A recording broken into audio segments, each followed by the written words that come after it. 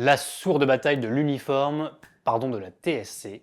TSC pour tenue scolaire commune, parce que c'est comme ça que l'appellent certains de ses promoteurs dans la majorité macroniste. Oui, des macronistes, peut-être qu'ils font ça pour se distinguer du Rassemblement national qui va faire examiner par l'Assemblée ce jeudi une proposition de loi visant à instaurer l'uniforme à l'école. À l'instaurer et non pas à le faire revenir, puisque, contrairement à ce qu'on croit parfois, les élèves français n'ont jamais porté d'uniforme. Alors cette proposition, Rassemblement national, elle n'a aucune chance d'être adoptée, mais, plus étonnant, un autre texte pourrait donc venir de la majorité de la Macronie. Une quinzaine de députés Renaissance planchent sur ce sujet depuis plusieurs semaines.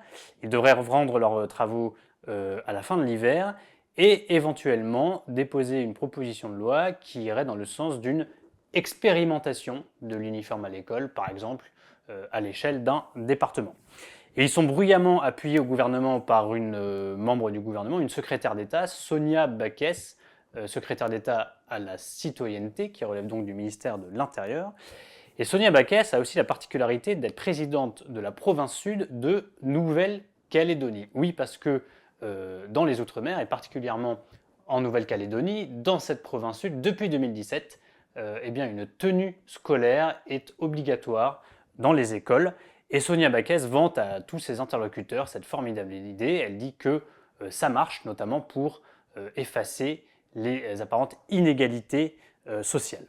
Alors, les tenants de la tenue scolaire commune développent d'autres arguments, par exemple la lutte contre le harcèlement scolaire qui serait lié aux vêtements, une promotion du textile made in France si on commande les uniformes à des industries françaises, également les résolutions de problèmes de pouvoir d'achat pour les familles qui doivent acheter des vêtements, parfois de marque, et puis évidemment la lutte contre les tenues à revendication religieuse.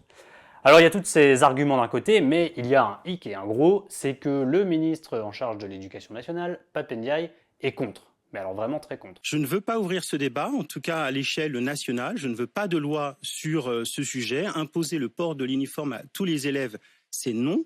En revanche, les établissements ont toute liberté, par une modification de leur règlement intérieur, pour imposer, s'ils le souhaitent, une tenue scolaire. Il suffit pour ça de réunir les instances, conseil d'administration, conseil d'établissement, conseil des écoles, et de voter en ce sens. Je ne vais pas m'y opposer. En revanche, pas de loi nationale. Alors Pap Ndiaye est contre une loi qui viendrait imposer tout l'uniforme, et il a raison, en fait, les établissements scolaires peuvent déjà, au cas par cas, imposer une tenue commune à leurs élèves. Or, au ministère de l'Éducation nationale, on fait valoir que en fait, cette possibilité qui existe, elle est très peu utilisée, qu'on est loin d'avoir une épidémie de demandes de tenue scolaire, bref, que ce serait plus un gadget politicien qu'une réelle demande du terrain. Et puis Pap Ndiaye est convaincu qu'il est illusoire de penser gommer les inégalités sociales ou les problèmes de laïcité en instaurant un uniforme, en expliquant notamment que ça n'empêche pas un élève de venir avec des chaussures de marque ou avec le dernier gadget technologique à la mode. La question, en fait, c'est qu'en pense Emmanuel Macron, et là, c'est un mystère, puisque dans ce débat, à peu près tous les protagonistes se targuent d'un soutien plus ou moins discret de l'Élysée. Les partisans de l'uniforme expliquent que l'Élysée verrait l'expérimentation d'un bon oeil. Pap Ndiaye, lui, se targue de toute la confiance du président. Il estime que l'Élysée est plutôt sur sa position.